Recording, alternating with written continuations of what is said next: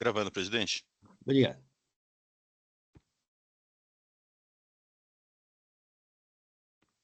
Bom dia. Iniciando a sessão de julgamento da primeira Câmara Julgadora do Tribunal de Impostos e Taxas do dia 4 de fevereiro de 2025, a qual está sendo gravada e será disponibilizada posteriormente.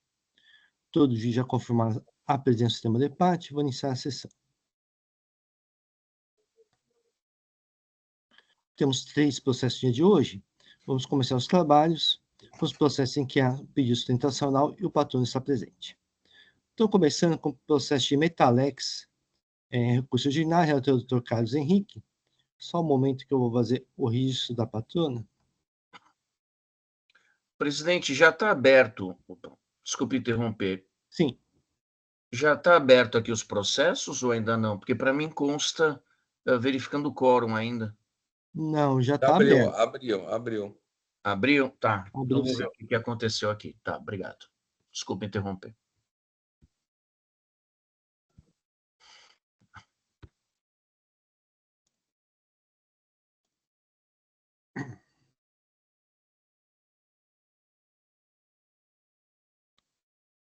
Eu acho que o doutor Eduardo, eu não estou vendo mais ele. Eu acho que ele reiniciou, presidente. Vamos aguardar um pouco.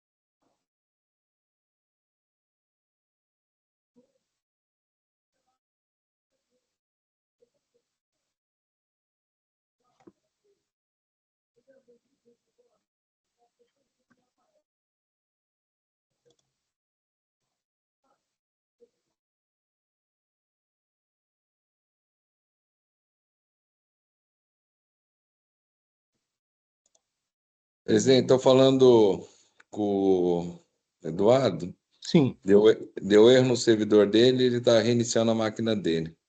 tudo bem. Então vamos aguardar um pouco. Tá bom? Tudo bem, obrigado.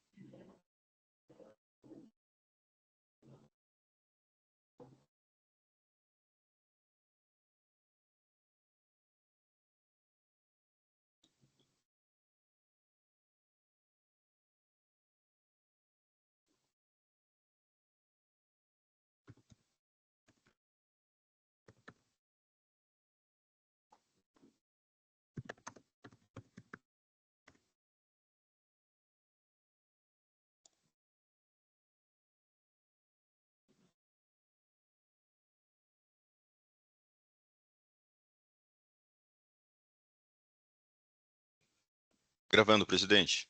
Obrigado. Bom dia. Fizemos uma pequena pausa na gravação por conta de problemas técnicos do doutor Eduardo. Vamos reiniciar os trabalhos. Então, estamos no processo de Metalex Limitada, recurso ordinário, relator do Dr. Carlos Henrique. Já confirmei a presença da patrona. Então, doutor Carlos Henrique, nos apresenta os autos? Obrigado, presidente. Só um minutinho, presidente. Só um minutinho. Presidente, o auto é composto de 2 infrações. A primeira infração relativa à documentação fiscal, entrega, remessa, transporte, recebimento, estocagem ou depósito de mercadorias, ou ainda quando houver prestação de serviço. Recebeu mercadorias no período de janeiro de 2019 a julho de 2019, no valor de tanto, desacompanhados, documentos fiscais desacompanhados de documento fiscal. Os documentos fiscais que acompanharam as mercadorias recebidas e que foram registrados no registro de entrada da escrituração fiscal, EFD, emitidos em tese pelo remetente, não atendem às condições previstas no artigo 59, caput, parágrafo 1º, item 3 do RICMS.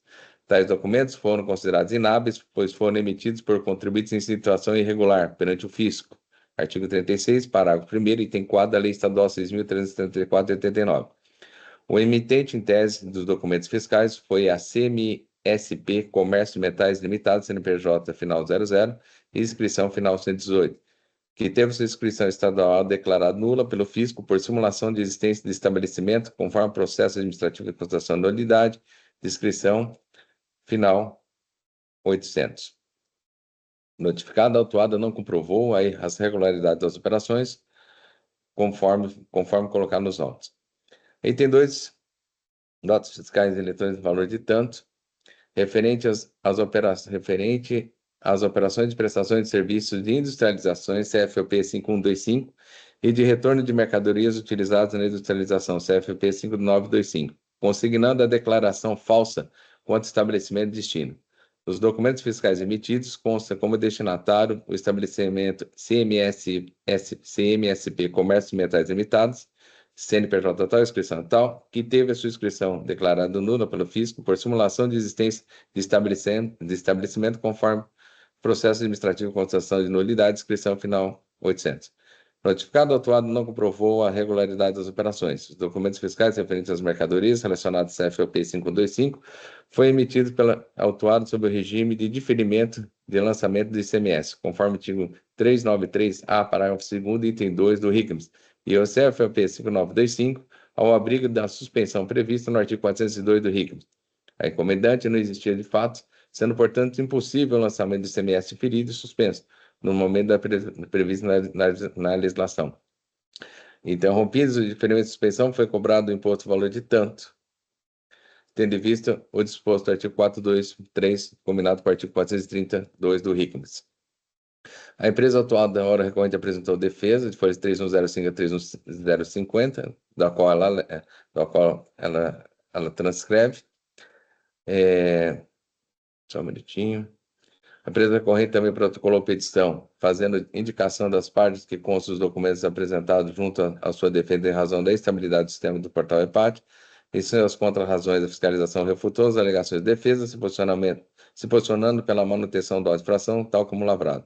A decisão de primeira instância, folha 3569 a 385, foi pela procedência total do auto francês, do auto de infração.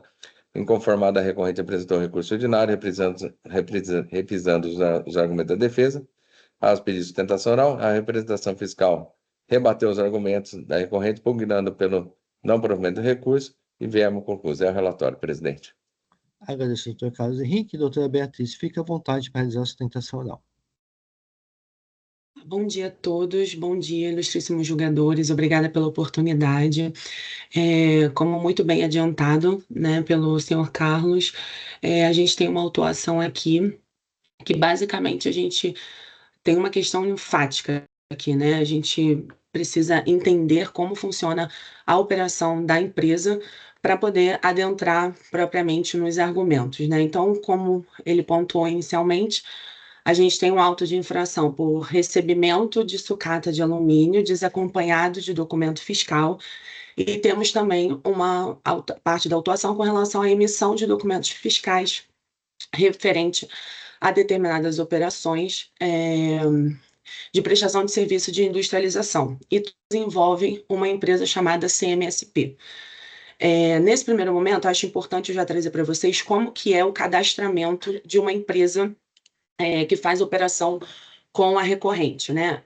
A recorrente identifica uma empresa, né, que vai transacionar, ela faz um cadastro interno dela, né, gerencial, com todos os documentos relacionados a essa empresa no ato do credenciamento dessa empresa como prestadora de serviço ou como alguém que ela vai realizar uma operação de venda, tá?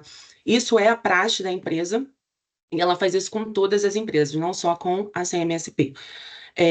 Então, quando foi cadastrada a CMSP na empresa, foram emitidos todos os documentos. E quais são os documentos que poderiam ser emitidos pela recorrente? Os documentos fiscais. Então, foram emitidos na época, né, o Sintegra, a inscrição estadual da CMSP, isso tudo foi levantado na época do cadastramento e tudo estava regular. Então, acho importante eu trazer isso aqui para vocês de como que é a praxe do cadastramento dessa empresa dentro da recorrente, tá? Então, é feito dessa maneira com todas as empresas com que ela com que ela transaciona. A recorrente foi intimada de uma fiscalização que se iniciou já no final do período quinquenal, né? Então, já estava quase vencendo o tempo para a lavratura do auto de infração. Foi respondida essa fiscalização, isso está nos autos, tá? A recorrente já apresentou diversos documentos e pediu também a dilação de prazo para apresentar outros documentos também. Esse pedido de dilação, ele não foi atendido e logo depois a recorrente recebeu a lavratura do auto de infração, tá? Eu acho importante já começar a minha exposição ressaltando que a acusação com relação ao recebimento da sucata de alumínio, a própria fiscalização excluiu 16 notas fiscais. E quanto à acusação de emissão de documento fiscal inidôneo, foram excluídas 58 notas fiscais. Ora, eu acho relevante trazer aqui essas exclusões porque não foi justificada pela fiscalização para a recorrente porque essas notas foram excluídas, mas é possível concluir que se elas foram excluídas da autuação, se deve ao fato da fiscalização ter concluído de que elas eram idôneas, tá? Então, isso já coloca em xeque tudo que a fiscalização alegou e que depois foi confirmado pela decisão de primeira instância, que foi recorrida, e por isso que a gente está aqui nesse julgamento. Então, conforme se vê, o agente fiscal não autuou a recorrente por todas as notas e documentos relacionados às operações realizadas no período com a CMSP, e como eu vou comentar mais adiante, parte dessas operações não foram sequer autuadas e não teve qualquer questionamento por parte da fiscalização. Então, considerando que essas notas foram desconsideradas, qual a razão para as demais não terem sido desconsideradas? A recorrente não tem essa informação. Então, aqui, como eu antecipei inicialmente, o fundamento da acusação fiscal é único, é uma questão fática com relação à CMSP posteriormente à data, né, de 2019, que é o objeto dessa autuação, ter sido declarada inidônea, tá? Foi exatamente no dia 3/12/2021. E por conta dessa declaração de inidoneidade, ela teria efeitos retroativos, então isso atingiria o período que a gente está discutindo aqui nesses autos. E, por outro lado, também a empresa teria tido seus próprios documentos emitidos desconsiderados, porque essa CMSP teve o seu estabelecimento desconsiderado, pois, teoricamente, naquele local não poderia ter sido realizadas operações as quais estavam refletidas nos documentos fiscais. Então, o que a gente tem é a recorrente sendo exigida de ICMS, porque a operação era cobertada pela suspensão do referido imposto, né, nos documentos fiscais referentes às mercadorias relacionadas ao CFOP 5925 e o diferimento do mesmo imposto nos documentos fiscais referentes às mercadorias relacionadas ao CFOP 5125. Como eu mencionei, a fiscalização ela trouxe essa questão da decisão proferida em 2021, que declarou a inexistência da CMSP, mas não tem nos autos, inclusive vocês têm acesso a ele, não tem qualquer comprovação com relação ao ano de 2019, que é o que a gente está discutindo aqui nessa autuação. Então, a fiscalização, a única coisa que ela tem é uma decisão de 2021, que é posterior aos fatos, né, trazidos aqui nessa autuação, e somente com isso ela desconsiderou tudo que ocorreu, toda a documentação que está presente nesses autos, tá? Então, os argumentos que a recorrente trouxe com relação à CMSP, na época da transação de 2019, ela estava regular. A empresa, a recorrente, apresentou aqui nesse processo todos os documentos que comprovam, sim, que em 2019 ela estava regular. Ainda que a inscrição estadual da CMSP tenha sido cassada posteriormente, não pode esse ato ter efeito retroativo para 2019. E, à época das operações em questão, a recorrente fez tudo o que ela podia, que foi a emissão de todos os documentos fiscais à época das operações, né? Em que pese a veracidade desses argumentos e comprovado pela recorrente com documentos dessa época, de 2019, não de 2021, de 2019, a decisão em primeira instância, que ensejou, né, o recurso aqui discutido, afirmou que o endereço do cadastro não possuía estrutura de empresa dessa MSP, a declaração de nulidade através da decisão que foi proferida, que a inscrição no cadastro do Estado da CMSP, que a recorrente apresentou nos autos, seria apenas um ato declaratório, que não prestava a atestar a regularidade e real existência dos estabelecimentos. Além disso, afirmou que a autorização para a emissão da nota fiscal não conferia regularidade ao emitente, no caso a CMSP. O ato de nulidade da inscrição estadual, por sua natureza declaratória, não seria constitutiva de situação jurídica. E a obrigação em assegurar que as notificações sejam feitas com pessoas jurídicas e mantidas de forma regular não se confundiria com o exercício do poder de polícia. E, por fim, diz que a aplicação da teoria da boa-fé se restringiria tão somente às situações de tomada de crédito. Tá? De início, quero ressaltar que essa afirmação de que a declaração de nulidade estaria de acordo com a portaria CAT 95, isso não procede. De acordo com o artigo 2º, a inscrição ela será considerada ativa se estiver regular perante o cadastro de contribuintes do ICMS. E a CMSP ela estava ativa à época das operações em 2019. Tanto estava ativa que, quando teve a declaração de nulidade, ela precisou ter os efeitos retroativos aplicados para que atingisse a época das operações, que foi em 2019. Então, em 2019, o que a recorrente tinha era documentos que comprovavam, atestavam que a CMSP estava ativa, tá? Além disso, o processo de nulidade da inscrição da CMSP somente teve início em 2020 e esse processo estava sob sigilo fiscal. Então, como poderia a recorrente saber as informações se nem a própria Fazenda tinha conhecimento antes de 2020? E, ressalto novamente, as operações aqui são de 2019. Então, o outro argumento trazido pela decisão de primeira instância de que isso não se confundiria com o poder de polícia, isso não procede, porque a recorrente teria que ir até o estabelecimento, fazer uma diligência, que isso é totalmente uma questão da própria fiscalização. Inclusive, mais adiante, se a gente for analisar a decisão em primeira instância, ela fala também que teve uma simulação com relação ao quadro societário da CMSP. Ora, ainda que a recorrente fosse até o local, né, da CMSP, ela não poderia de forma alguma descobrir que haveria uma simulação com relação ao quadro societário da CMSP. Então, assim, além de não ser obrigação da recorrente ir até o local, né, da CMSP, ainda que ela fosse, esse argumento trazido de que havia uma simulação quanto ao quadro societário, isso seria impossível da recorrente ter conhecimento, tá? E, além disso, a retroatividade dessa decisão causa uma insegurança jurídica muito grande, porque, como eu mencionei inicialmente, a recorrente ela transaciona com diversas empresas, tem o mesmo procedimento, emite os mesmos documentos fiscais que são disponibilizados pela própria Cefaz, E mesmo assim, ela pode, daqui a 2, 3, 4 anos, ter todos esses documentos, que é o único arcabouço probatório, digamos assim, que ela tem, são os documentos fiscais. Toda essa prova pode ser desconsiderada simplesmente por uma decisão proferida administrativamente daqui a 2, 3, 4 anos. Então, isso causa para a recorrente uma insegurança jurídica muito grande.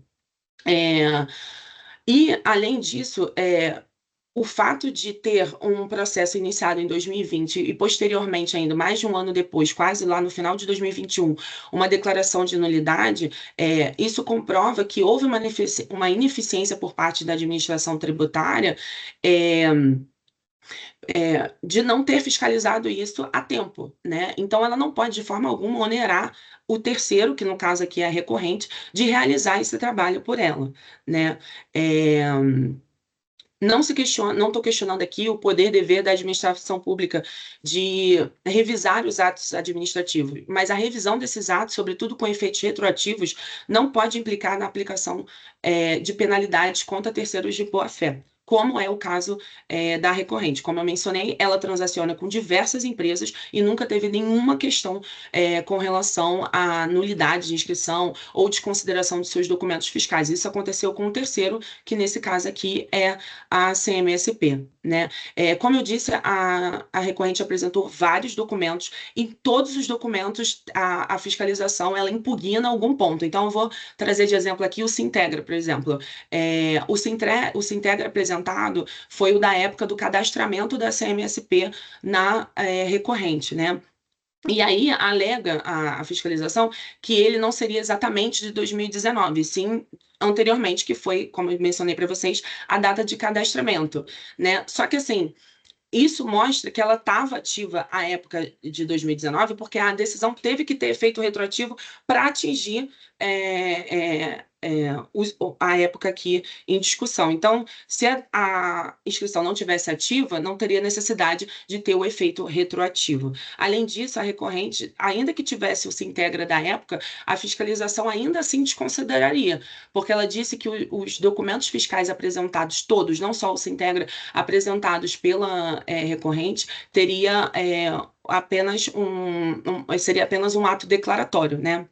Então, o que fez a fiscalização foi simplesmente desconsiderar absolutamente tudo que poderia ter sido trazido pela recorrente, porque se a gente parar para pensar, todos os documentos foram desconsiderados, então qual seria a forma da recorrente demonstrar a sua idoneidade, a sua honestidade em transacionar com essa empresa? Não tem. A única coisa que ela tem são os documentos fiscais, que foram todos apresentados aqui e todos foram impugnados pela fiscalização sem qualquer razão. Por exemplo, todas as carretas, por exemplo, que saem do estabelecimento da recorrente, elas são pesadas.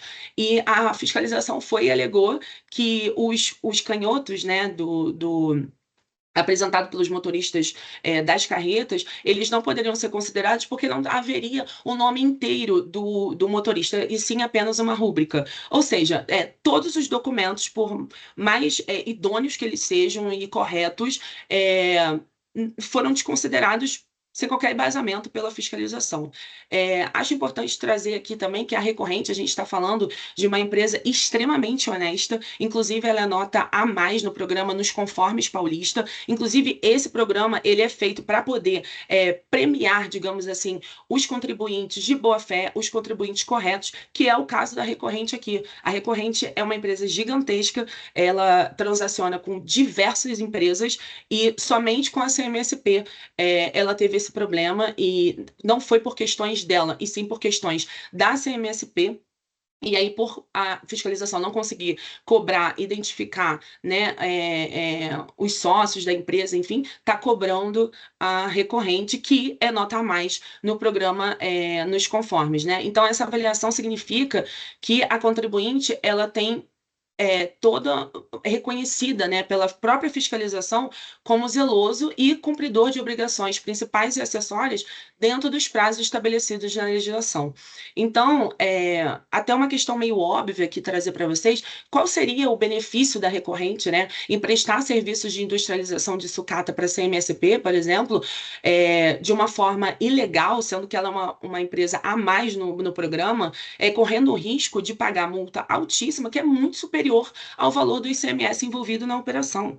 É muito acima. Então, assim, por que a empresa, a recorrente, ela iria se expor com apenas uma empresa, que no caso é a CMSP, num mar de empresas que ela se relaciona, correndo o risco de levar uma multa absurda, se ela poderia simplesmente pagar o ICMS envolvido na operação? Isso, infelizmente, não faz o menor sentido aqui a gente cogitar isso aqui, né?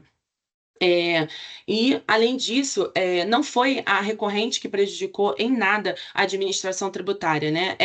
Ela deveria autuar e ir em busca da empresa que teve a sua inscrição estadual suspensa, que, muito diferentemente da recorrente, se ela teve a sua declaração de nulidade, né, confirmada posteriormente, cabe agora à fiscalização encontrar uma forma de reaver esses valores e não simplesmente chegar para a empresa que há mais no programa e cobrar e dizer que todos os documentos dela foram desconsiderados, né? Com relação à retroatividade da decisão, foi o que eu comentei acima, de que traz muita insegurança jurídica para a recorrente, né? Quanto ao argumento também levantado na decisão recorrida de que a sua inscrição no cadastro do Estado é apenas um ato declaratório, ora, podemos usar esse argumento contra a própria fiscalização. Por quê? Porque a declaração de nulidade da inscrição estadual da CMSP também é um ato declaratório. E, além dela ter apresentado apenas esse documento, que é um ato declaratório, ela ainda conferiu efeitos retroativos a esse ato declaratório, né? Então, assim, ela aponta esse erro, digamos assim, da recorrente, mas ela mesma se utiliza desse artifício para poder embasar o auto de infração. Doutora Beatriz, o tempo de sustentação oral já se esgotou há algum tempo, então eu pediria ser um pouco mais breve. Tá bom, já vou passar para o final da minha sustentação. Agradeço a disponibilidade de vocês.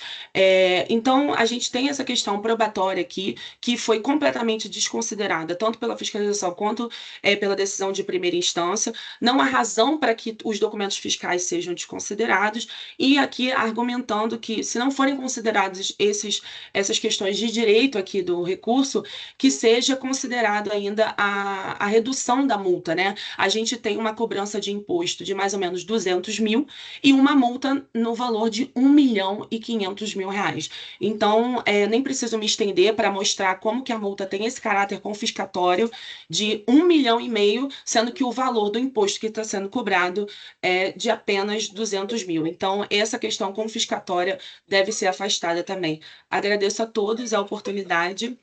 Bom dia. Agradeço, doutora Beatriz, pela sustentação oral. Doutor Carlos.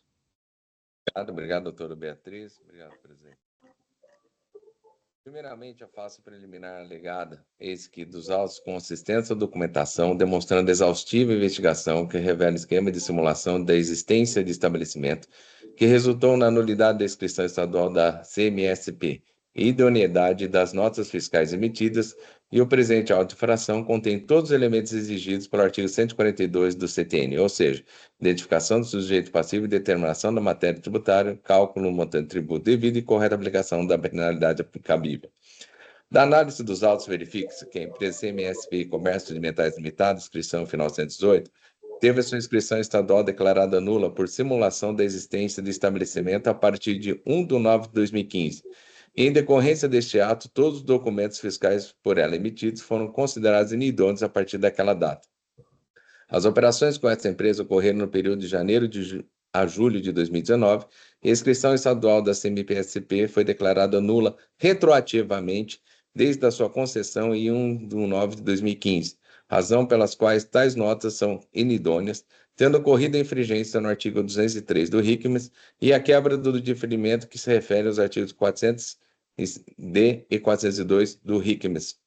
Embora à época das operações no cadastro de contribuintes, na Cefaz, informasse que a empresa CMSP, Comércio Metais Limitado, encontrava-se com o status de ativo, no sistema tal cadastro apenas tem uma ficha cadastral e fato do status do contribuinte constar como ativo. Não se pode substituir a verdade material de que o contribuinte não exerceu regularmente suas atividades no local indicado, no CADESP, nem fazer prova contra a fazenda pública, não implicando o reconhecimento da eficácia do ato, nem da existência legal da pessoa inscrita, nos termos do artigo 26 do Ricames in Verbis, da qual eu transcrevo. O artigo 26. Os dados cadastrais são de exclusiva responsabilidade do declarante e a inscrição não implicará o reconhecimento da eficácia do ato nem a existência legal da pessoa inscrita. Não há que se falar em boa-fé, pois a jurisprudência construída pelo Superior Tribunal de Justiça, com base no recurso especial final 444 e na súmula 509, trata especificamente de casos de crédito indevido decorrente de documentação inidônea, com fundamento no princípio da não cumulatividade e da hipótese do presente, e é a hipótese do presente auto de infração. Não trata de crédito devido, mas de recebimento de mercadorias desacompanhadas de documento fiscal hábil e emissão de documento fiscal com consignação de declaração falsa quanto ao destinatário. Deste modo, não há que se falar em não cumulatividade, não sendo aplicável a hipótese a referida boa-fé. Ainda que se admitisse a aplicação de boa-fé, no caso interno, nos termos da jurisprudência do STJ, a melhor sorte não socorreria a recorrente, pois, para que esta boa-fé fosse caracterizada, seria necessário o cumprimento cumulativo dos seguintes requisitos. Item A. Demonstração da veracidade das operações, inclusive com apresentação das suas tratativas comerciais e de comprovação do transporte das mercadorias. Item B. Comprovação que do que o contribuinte à época das operações verificou a regularidade fiscal do seu parceiro comercial. E. Existência de provas de pagamentos às empresas cujos documentos fiscais foram declarados inidôneos. Assim, ao revés, entende este tribunal que deve ser comprovada minuciosamente a movimentação comercial, movimentação financeira e o transporte utilizado no fornecimento das mercadorias, com a identificação precisa dos responsáveis pelo pedido de mercadorias, pelo transporte que se deu suporte à operação. Nesse sentido, é trecho de acordo abaixo transcrito, auto-infração 640-4 da 11ª Câmara, relator Ricardo Haddad, decisão proferida em dezembro de 2016. Deve o contribuinte colecionar documentos que demonstrem não só a movimentação financeira decorrente das operações, como também outros elementos, como o transporte das mercadorias adquiridas e a identificação do representante responsável pela realização da comercialização, da qual transcrevo. Relativamente à demonstração da veracidade das operações, não foram apresentados qualquer comprovante de negociação efetiva entre as partes, não tendo sido apresentado qualquer contato ou registro de tratativas prévias, mas apenas não há uma única negociação de preço, mas apenas extratos de documentos com o intuito de comprovar adiantamento de pedidos realizados pela CMSP, sem indicar negociação comercial prévia, pedidos de compra ou algum e-mail confirmando as negociações. No tocante ao transporte, a recorrente informou que as operações se deram na modalidade CIF e FOB, sob a responsabilidade do cliente, folhas 3.086, restando prejudicada a prova da veracidade das operações em relação aos conhecimentos de transporte. Isso porque a comprovação do transporte das mercadorias é extremamente relevante, pois permite que seja verificado se a mercadoria realmente saiu do estabelecimento emitente das notas fiscais. Cumpre destacar que, caso as mercadorias tenham saído do local distinto daquele apontado nos documentos fiscais, isso por si só já nos torna inábeis, não ensejando, portanto, o direito do crédito conforme preconizado no artigo 36 da 6.374. A fiscalização também, em nenhum momento, se omitiu de cotejar toda a operação comercial, em especial em relação aos pagamentos. No entanto, a recorrente apresentou comprovantes de pagamentos DOC DC solicitado via Cispag, folha 3.320. No entanto, como nestes casos cabe ao usuário pagador do título preencher os dados referentes à linha digitável do boleto bancário, representação de código de barras, o fato do nome da empresa constar no recibo de pagamento não faz prova que houve transferência de recursos para o suposto fornecedor, uma vez que foi informado livremente pela recorrente. Não tendo esses recibos sido acompanhados de outras provas que comprovassem efetivamente que os recursos foram direcionados à conta corrente do suposto emitente dos documentos inidôneos. Neste contexto, ainda há que se admitisse a aplicação da boa-fé ao caso em questão, da análise dos documentos apresentados pela recorrente, depreende-se que nenhuma das três condições estabelecidas pela jurisprudência do STJ foi plenamente atendida, eis que a recorrente não carreou para os autos arcabouço probatório robusto para comprovar os requisitos necessários para a comprovação da alegação da boa-fé, Não há que se falar, por conseguinte, idoneidade das operações realizadas. Em relação à quebra do diferimento, a saída da mercadorias para encomendante adquirente, inexistente de fato, se tornou impossível o lançamento do ICMS no momento previsto na legislação e interrompidos o diferimento e a suspensão do imposto inerente a essas operações devem ser exigidos nos termos do artigo 428, inciso 3, combinado com o artigo 430, inciso 2 do RICM e invermes, da qual eu transcrevo. A alegação de que as multas são confiscatórias também não merece acolhida, tendo em vista que a legislação tributária em vigor é vinculante para a atividade de lançamento, descabendo esta instância de julgamento a analisar as demandas que suscitem dúvida acerca da legalidade ou inconstitucionalidade da lei estadual, ao teor do artigo 28 da 13457. As multas, dado o caráter coercitivo, estimular a prática fracional, estando perfeitamente subsumidas a hipóteses autos. Antes disposto, decido por conhecer o recurso ordinário e negar provimento, mantendo a íntegra a decisão proferida no Ministério do Julgamento de Defesa, na qual julgou procedente o auto de infração. É assim como eu voto, presidente. Agradeço, doutor Carlos. Pediria para fazer o registro do voto.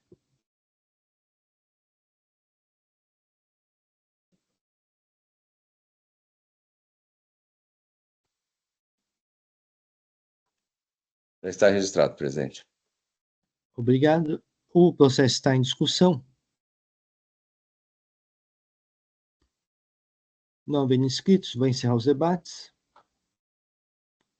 Vou verificar o quórum de presença.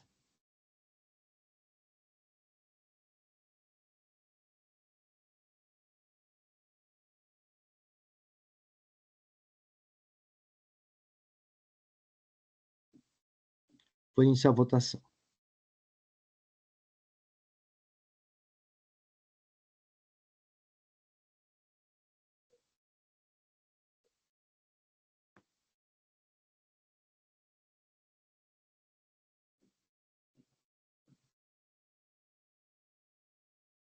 Iniciada a votação, o recurso ordinário de Metalex Limitada foi conhecido e não provido.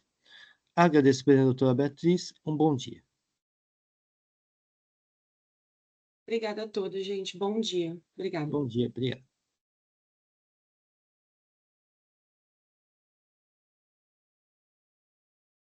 Passar por processo de Agrechem do Brasil S.A., recurso ordinário, minha relatoria. Só um momento que eu vou fazer o registro da presença da patrona.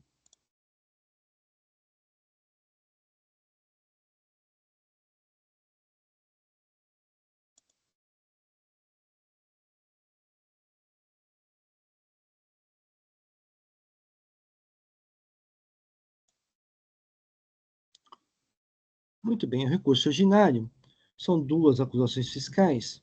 Deixar de pagar o ICMS por emissão e escrituração dos fiscais eletrônicos referente a operações de saídas tributadas como não tributadas isentas, utilizando-se indevidamente do benefício previsto no regulamento anexo 1, artigo 41. Deixar de pagar o ICMS próprio por emissão dos fiscais eleitores, modelo 55, regularmente escriturados, referente a saídas tributadas com redução indevida da base de cálculo. Essas reduções foram erroneamente justificadas citando o artigo 9º do anexo 2 do regulamento, que trata de redução de base de cálculo para o manejo de insumos agropecuários onde não consta adjuvantes. Adição primeira instância, julgou o procedente UAIN. Inconforme a adição primeira instância, o contribuinte interpôs recurso ordinário, apresentando em seguintes alegações: nulidade da adição recorrida, nulidade do lançamento com ofensa ao princípio da busca da verdade pela verdade material, correta classificação dos produtos comerciais a pé recorrente, correta utilização da redenção e da base de cálculo prevista no artigo 41, inciso 1 do anexo 1, e artigo 9º, inciso 1 do anexo 2 do regulamento. Por fim, requer a nulidade do AIN, sucessivamente a nulidade da ação recorrida e, no mérito, a improcedência do auto de infração. A doutora imputação fiscal manifestou-se por não provimento recurso ordinário. A protesto de sustentação oral. Doutora Cristina, fique à vontade para realizá-lo. Obrigada, doutor Inácio, pelo resumo do auto de infração e pela oportunidade de realizar a sustentação oral. Desejo um excelente bom dia a todos os aqui presentes. Já aproveito a oportunidade para desejar boa sorte ao doutor Eduardo na banca do mestrado. Espero que ocorra tudo bem. Bom, enfim, o presente caso, como muito bem relatado pelo doutor Inácio, ele trata de uma questão envolvendo a utilização de dois benefícios fiscais, que é a isenção na saída e a redução da base de cálculo. Esses benefícios foram utilizados pela empresa uma vez que ela comercializa as operações realizadas e objeto do auto de infração são operações que tratam de produtos agropecuários. A discussão aqui está bem relacionada à utilização do termo adjuvantes. O termo adjuvantes, de início, eu explico que ele é um termo genérico. E os dispositivos utilizados tanto no artigo 9º quanto no artigo 41 do anexo 2 e do anexo 1, respectivamente, do regulamento do ICMS, eles utilizam os termos mais específicos. Então, o que acontece? Os adjuvantes, eles podem ser classificados pela sua qualidade específica, qual seja, se ele é espalhante, se ele tem a função detergente, se ele tem a função dessecante, se ele tem a função aditiva.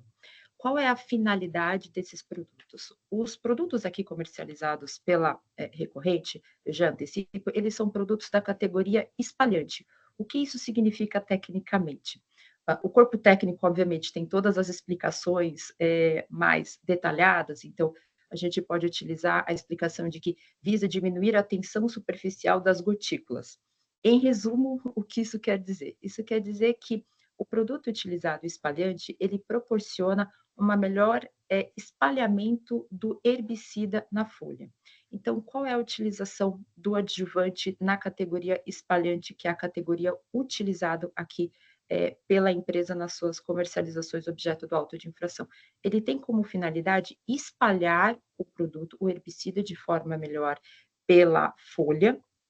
Para quê? Para que o herbicida possa atingir a maior cobertura da folha.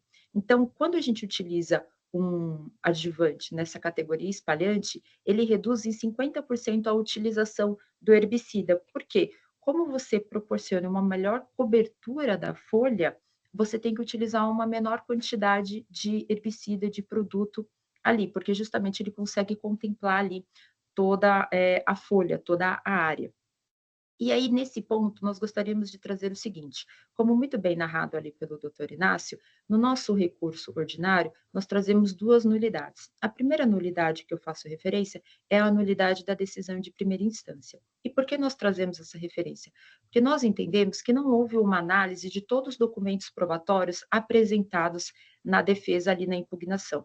Em nossa defesa, foi, além de esclarecido a função de cada um dos produtos, né, comercializados, espalhante, e toda a questão de adjuvante ser um termo genérico e não um termo específico, e justamente o fato de que os incisos tratados ali no regulamento do ICMS, eles tratam dos termos específicos, como espalhante, dessecante, nós trazemos a informação de que não foi analisada as qualidades dos produtos, os documentos apresentados, tanto os documentos técnicos, tanto quanto os documentos com relação, vamos dizer assim, os folders mais comerciais.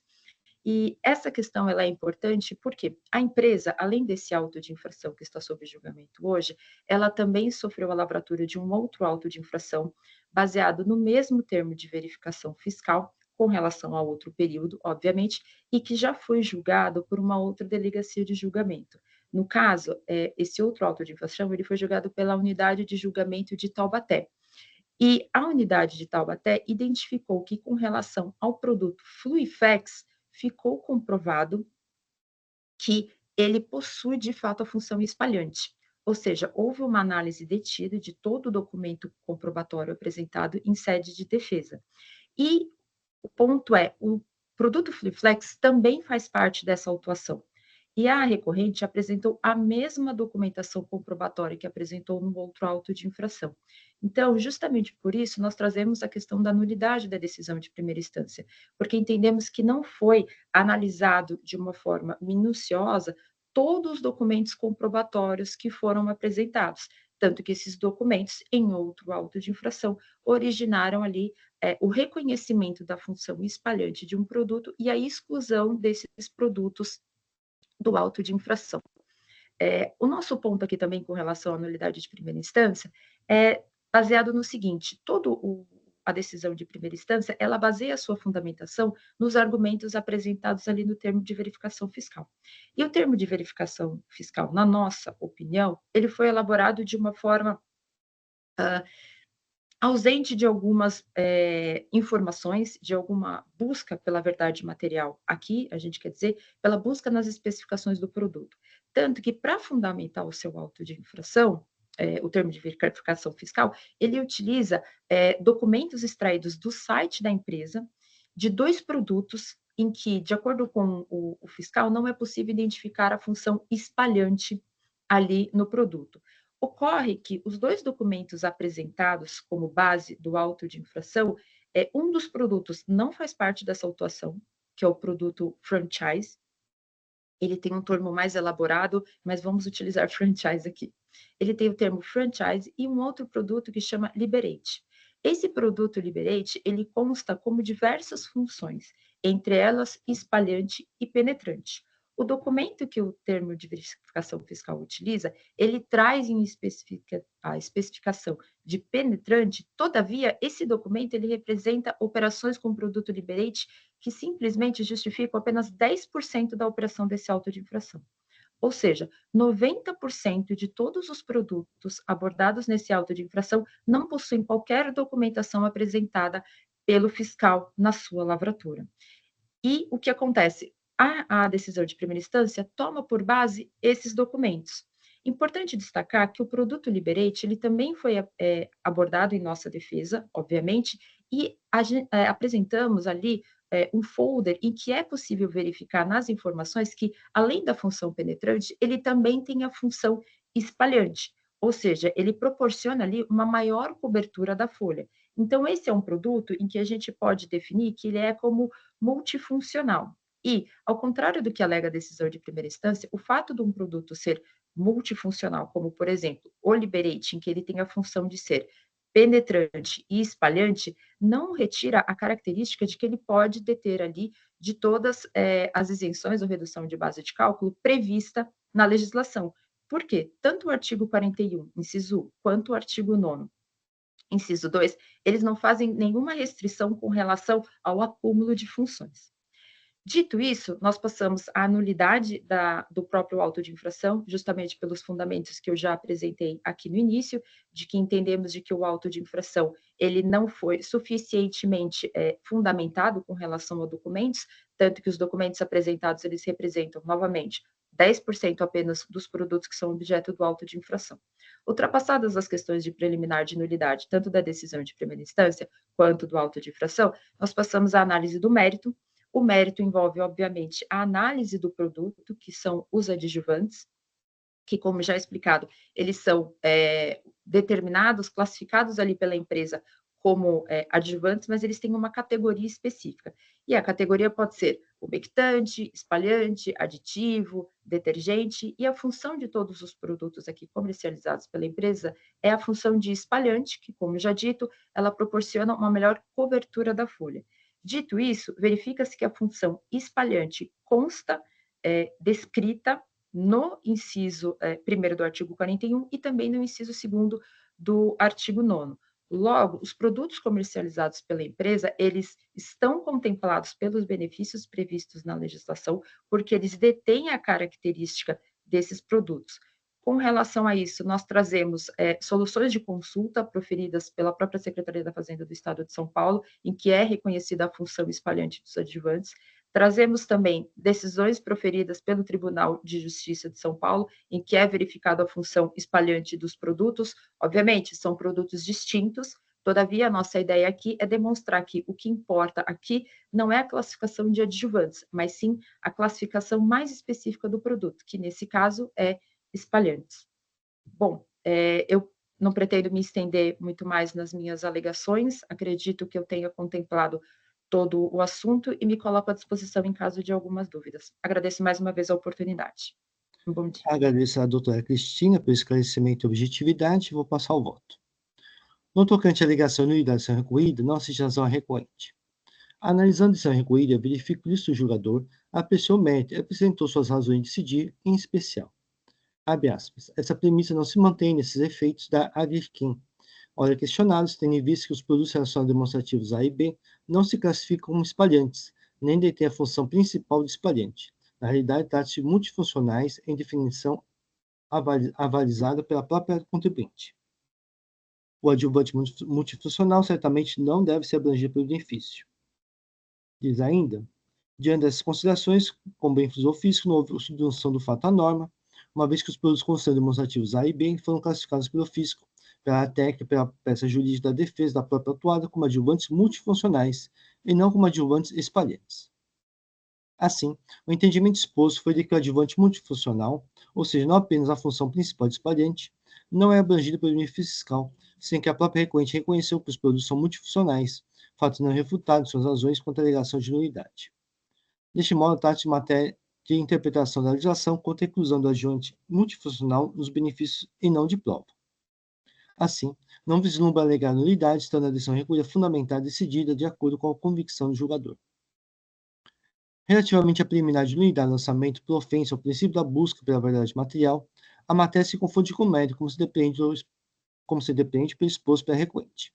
Apesar do referido lançamento cumprir com as exigências formais de legislação, a aplicação à penalidade e exigência do imposto ocorre de forma indevida e com base em plena noção de descumprir a legislação tributária, que, conforme será comprovado, não ocorreu.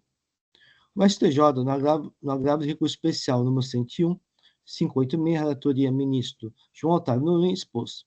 As preliminares de contestação que se confundem com o mérito da demanda devem ser por este examinadas.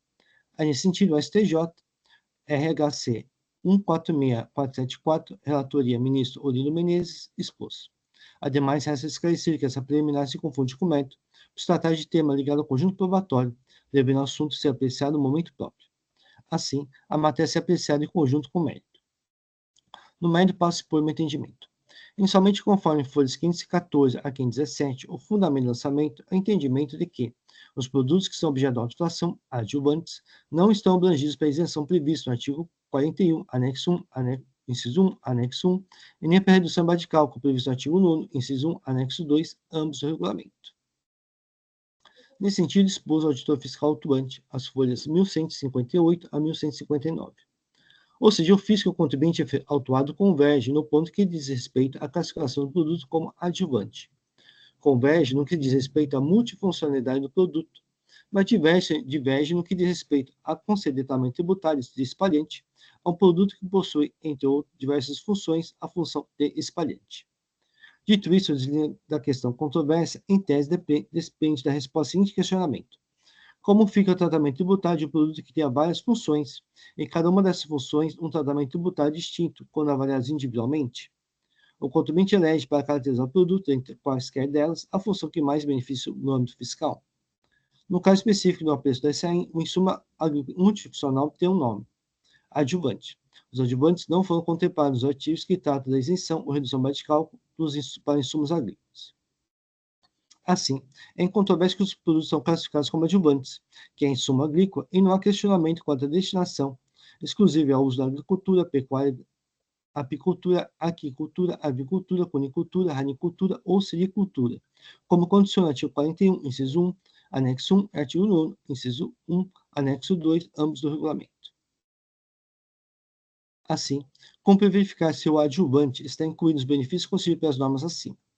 O termo adjuvante é técnico não jurídico, como exposto no ato número 104/2017 do MAPA, trazido pela autuada. Os produtos adjuvantes continuam classificados como insumos agrícolas, tendo em vista serem utilizados dessa forma, estarem definidos no inciso 1 do artigo 1º do Decreto 40/74 de 2002. Deste modo, os adjuvantes são classificados como insumos agrícolas, estão definidos no inciso 2 do artigo 1º do Decreto 40/74 de 2002. Adjuvante, produto utilizado em mistura com produtos formulados para melhorar sua aplicação. Embora seja classificado como insumo agrícola, nem todo insumo agrícola goza dos benefícios dos artigos 41, inciso 1, anexo 1, e artigo 9, inciso 1, anexo 2, ambos do regulamento, pois essas normas indicaram expressamente quais os produtos são beneficiados: inseticida, fungicida, formicida, herbicida, parasiticida, gemicida, acaricida, nematicida, raticida, desfoliante, dessecante, espalhante, adesivo, estimulador ou inibidor de crescimento, regulador, vacina, soro, medicamento. A recorrente alega que os produtos que são objeto de autuação seriam adjuvante espalhante e adjuvante espalhante / adesivo. A resposta às consultas trazida pela autuada refere-se a produtos hipoteticamente adesivos espalhantes, que estão previstos nas normas acima transcritas, assim, não necessariamente aproveita a recorrente. Em seu recurso ordinário, a autuada traz informações sobre os produtos. A imagem acima refere-se ao material comercial do produto Fluiflex e apresenta algumas informações relevantes do produto, como a cultura de uso, os benefícios de uso, os diferenciais, em quais tipos de plantação pode ser usada, entre outros. Na análise de das informações postas, é possível verificar que o produto em questão, que atua com propriedade espalhante, adesivo e aditivo, ou seja, possui diversas funções. A imagem acima, apesar de estar no idioma inglês, informa que o produto Freeway tem como característica principal atuar na redução da tensão, o que ocasiona uma melhor na cobertura do produto, além de aumentar a absorção do herbicida e dos nutrientes, o que demonstra uma característica espalhante. O material acima indica os benefícios de uso do produto Liberate na lavoura, e dentre outras suas funcionalidades, está a melhora na deposição e recolhimento do álcool, ou seja, a sua atuação como espalhante é uma das suas características principais. Assim, os produtos possuem mais de uma função, como reconhecer pelo atuário esse recurso. O auditor fiscal atuante não refuta que os produtos podem ter função espalhante. Folhas 1158 e 1159 já transcritas acima. Assim, a matéria não depende de prova. De fato, como exposto pelo auditor fiscal atuante, o questionamento é o tratamento tributário de um produto que tenha várias funções, e cada uma dessas funções no tratamento tributário é distinto, quando avaliadas individualmente. No caso, quando a norma prevê os benefícios em questão para apenas funções de espalhante, adesivo.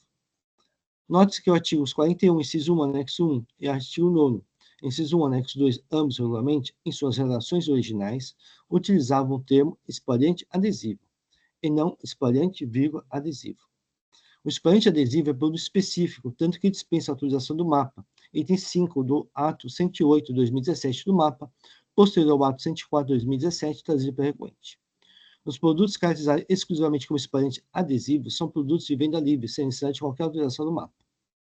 Ainda o decreto 4074/2002, que faz referência do ato 104/2017, indicado pela recorrente, no seu anexo 7, segrega a classe de uso do espalhante adesivo dos adjuvantes. Assim, pelas normas técnicas, o espalhante adesivo é um produto específico. Portanto, na interpretação literal, artigo 111 CTN, norma expressa para a interpretação da legislação tributária que concede benefícios fiscais, somente para ele foram concedidos benefícios fiscais, ou seja, apenas para os produtos caracterizados exclusivamente como espalhante adesivos. Na dicção atual das normas, pelo sentido acima exposto e diversamente pretendido pela autuada, entendo que deve ser empregada a mesma acepção, ou seja, os benefícios fiscais alcançam apenas os produtos caracterizados exclusivamente como espalhantes ou adesivos. Nesse sentido, as referidas normas nunca utilizaram o termo do gênero adjuvante, ou seja, especificaram expressamente quais os produtos que poderiam ser beneficiados. Observe-se que os adjuvantes possuem efeito espalhante, como consta no manual técnico de apoio, folhas 1148. Uma das características dos adjuvantes é o efeito espalhante. No entanto, como dito, as normas não abrangeram todos os adjuvantes, pois não se utilizou deste termo, mesmo que possam ter efeito espalhante. Caso contrário, e diversamente do que consta essas normas, para todos os adjuvantes seriam aplicados benefícios fiscais. No caso dos autos como acima descritos, os produtos não são caracterizados exclusivamente como espalhantes ou adesivos, uma vez que possuem outras funções. Na transcrição da decisão judicial citada pela autuada, não consta qual o produto tratado e nem que ele teria outras propriedades além do espalhante adesivo. Destaque não apoio a pretensão recorrente, pressuposto coeso e nego o complemento do curso ordinário. É assim que eu voto.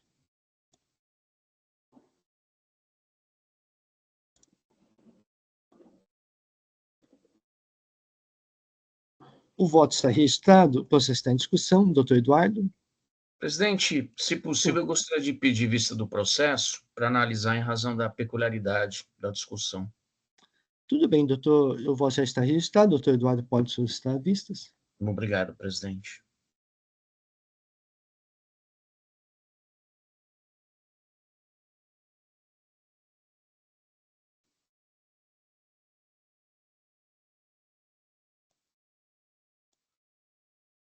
Vistas concedidas ao doutor Eduardo Soares de Mello, agradeço bem a doutora Cristina, o processo retornar para julgamento final oportunamente.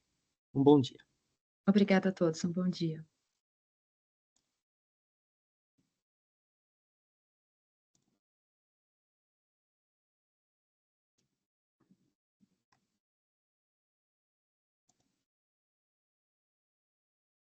Passa processo de Maria Júlia Gonçalves Caetano, recurso ordinário, é de minha autoria, não há protesto por sustentação não.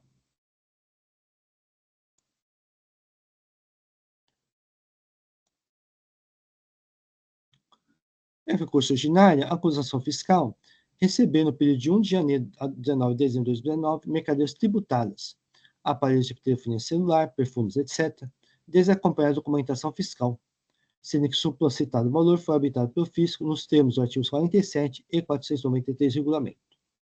Para arbitamento do valor das mercadorias sujeitas à subvenção tributária, nos termos do artigo 313 e 313-19 do regulamento, base de cálculo nos termos do artigo 313-F e 313-Z20 do regulamento, foram considerados o índice de valor acrescido, IVA-ST, para as mercadorias não sujeitas à subvenção tributária, foi utilizado o índice comum, igual a 60%. A autuada não apresentou defesa e o responsável solidário apresentou sua defesa. A decisão de primeira instância julgou procedente a auto-infração. Inconforme a decisão de primeira instância, o responsável solidário Marcelo Rodrigues dos Santos interpôs recurso ordinário, alegando em síntese a ausência de provas para atribuição da responsabilidade. Por fim, requer a anulação da auto-infração e a exclusão do responsável solidário do polo passivo. A autoridade de interpretação fiscal manifestou-se por não permitir recurso ordinário. É o relatório e vou passar o voto. O processo administrativo tributário foi originado apenas em relação ao responsável solidário, uma vez que a autuada não apresentou defesa. Assim, apreciou o recurso ordinário do responsável solidário Marcelo Rodrigues dos Santos.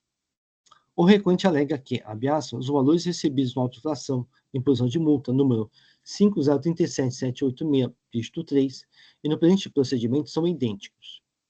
As folhas 556 a 557, o auditor fiscal autuante verificou que os arquivos relativos às vendas e às retiradas de Maria Júlia Gonçalves Caetano, vi que essas são os mesmos que foram encaminhados em atenção ao cumprimento da notificação que tem como contribuinte seller, Jackson Batista Coelho, e solicitou os arquivos com as informações relativas a Maria Júlia Gonçalves Caetano. No entanto, as folhas 649 recorrente apresentam demonstrativos com valores idênticos do AIM 5037586, dígito 3. Assim, para esclarecimento da matéria de fato, convém de julgamento de diligência para que o auditor fiscal atuante se manifeste sobre o fim da matéria no recurso ordinário. Após que seja concedida a oportunidade para a manifestação recorrente e, por fim, a doutra imputação fiscal. Então, assim que eu voto. Então, a dúvida que surge em relação a essas informações que constariam em dois autos de infrações diferentes.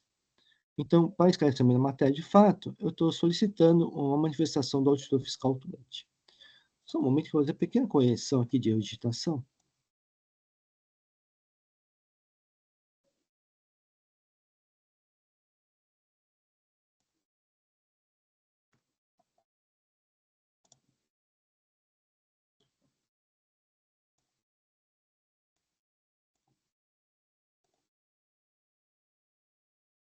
Muito bem, o voto está registrado, o processo está em discussão. Não havendo inscritos, vou encerrar os debates. Vou verificar o quórum de presença.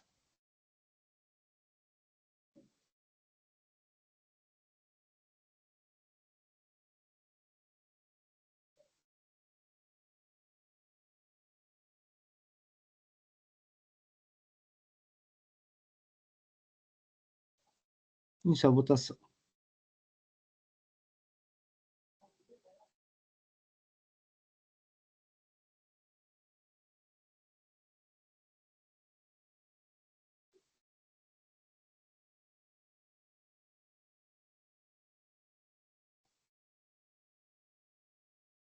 Iniciada a votação, o processo de Marcelo Rodrigues dos Santos foi convertido em diligência.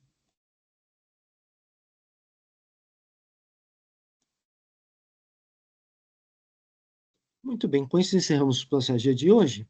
Então, podemos encerrar a sessão de julgamento dessa primeira Câmara Julgadora do Tribunal de Impostos e Taxas do Estado de São Paulo, do dia 4 de fevereiro de 2025. Agradeço a presença de todos e pediria para o Jailson encerrar a gravação. Cerrado.